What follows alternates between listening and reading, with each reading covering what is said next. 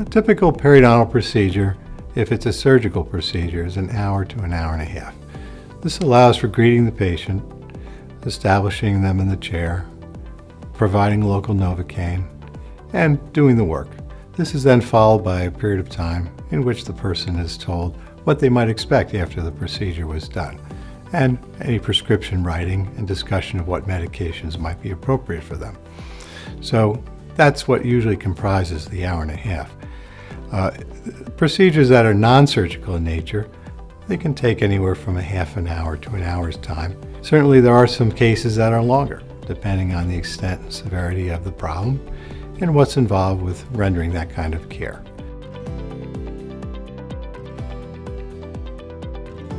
Patients will say, I'm concerned about going back to work.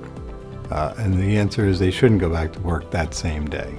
Typically, they should allow for that evening to go home and get used to having had the procedure done. If they have the luxury of taking a day off, they could do that.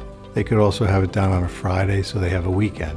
One of the major concerns would be to have an understanding between the clinician and the patient about whether they're going to have a major event in their lives, a wedding, some huge work project, something that would be of concern to them.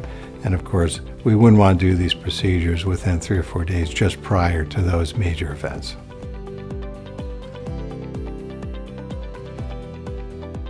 A patient might ask, are you awake for this type of treatment?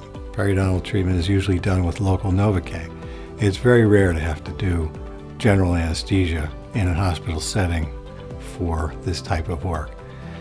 It can be done with an anesthesiologist in the office, but for the most part, it's done with local Novocaine in a comfortable manner.